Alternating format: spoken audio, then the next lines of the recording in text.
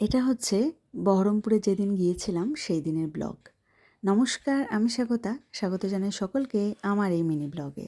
একটু তাড়াতাড়ি উঠেছিলাম, সকালবেলা যা কাজ থাকে আমার সেগুলোকে কমপ্লিট করে নিয়ে স্নান করে নিয়েছিলাম। দেখলাম হাতে অনেকটা সময় আছে, যদি পুজোটা দিয়ে ফেলি মায়েরই সুবিধা হবে, তাই পুজোটা দিয়ে নিলাম।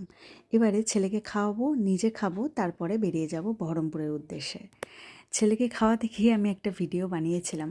দেখলাম ছেলেকে খাওয়াতে খাওয়াতে মুখটা অটোমেটিক্যালি বেঁকে যাচ্ছে। মানে এটা কি আপনাদের হয়ে থাকে নাকি আমার সাথে একা হয়?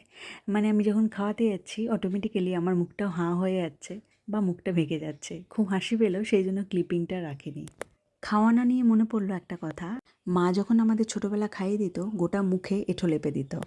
মানে খাওয়াতে খাওয়াতে চারিদিক দিয়ে যেন এঁঠো পড়ছে। তো আমি যখন ছেলেকে খাওয়াই সেটা খেয়াল রাখি যেন এরকম না হয়। আর যদি কোনো কারণে এঁঠো মুখে লেগে যায় তাহলে আবার আমার দিকে টেরা চোখে তাকাবে। কথা বলতে বলতে পৌঁছে গিয়েছি বহরমপুরে। সেদিনকে গিয়েছিলাম গাড়ি করে বহরমপুরে একটা দাদার সাথে, আর অরিজিৎ গিয়েছিল মোটর সাইকেলে করে। সাধারণত আমি আর ছেলে গেলে বাসে করে যাই, আর যদি আমি একা যাই তাহলে অরিজিতের সাথে মোটর সাইকেলে যাই। ফেরার সময় তবে মোটর সাইকেলে একসাথে চলে আসি। যাওয়ার সময় অরিজিতের কাজ থাকে বলে যাওয়া হয় না। এবার বাড়ি এসে কিছু কাজ সেরে নিয়েছি। এবার সন্ধে হয়ে গেছে, অরিজিতের সেদিনকে প্রচুর কাজ ছিল বলে আমাদেরকে নিয়ে বেরোতে পারেনি। তাই আমাকে এবারে ওকে নিয়ে বেরোতে হবে, কারণ ওর বক্তব্য ছিল শুধু আমাকে বহরমপুরটা একটু ঘুরিয়ে দাও।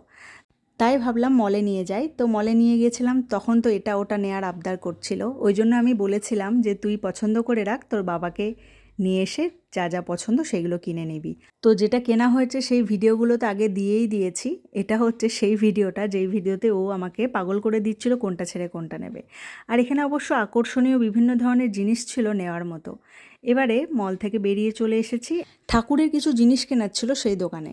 তো সেই দোকানে গিয়ে আর ভিডিও করা হয়নি। মানে আমি যে কটা জিনিসই চাইলাম ছিল না। আমাকে বলল পুজোর আগে আগে আসবে, এসে নিয়ে যেতে। তো আমি বলেই এলাম যে মা এসে নিয়ে যাবে। এবারে কিছু তো খাওয়া দাওয়া করতেই হবে, ঘোরা হলো। অনেক দিন ফুচকা খাইনি বলে তা ভাবলাম ফুচকাই খায়। বাড়ির সামনে এসে ফুচকাটা খাচ্ছিলাম। তো অনেকক্ষণ দাঁড়াতে হয়েছিল, একজন অনেক কটা ফুচকা নিয়ে বাড়িতে যাচ্ছিল। ওই যে প্যাকেট করা আছে অনেক ফুচকা। এবারে আমাদের খাওয়ার পালা। ফুচকাটা খুব টেস্টি ছিল আর উনি খুব ভালো বানানো। একটু তো ঝাল থাকবেই, যেটুকুই ঝাল ছিল সেটা আমাদের জন্য একটু চাপের ছিল, কারণ আমরা একেবারেই ঝাল খাই না।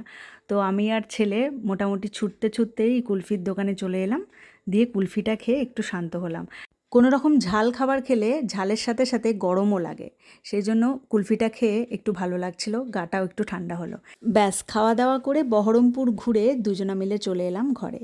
এবারে এই চকলেট খাওয়ার পালা। তো ভিডিওটা কেমন লাগলো অবশ্যই জানাবেন। সকলে ভালো থাকবেন, সুস্থ থাকবেন। ফিরে আসবো অন্য কোনো ভিডিও নিয়ে।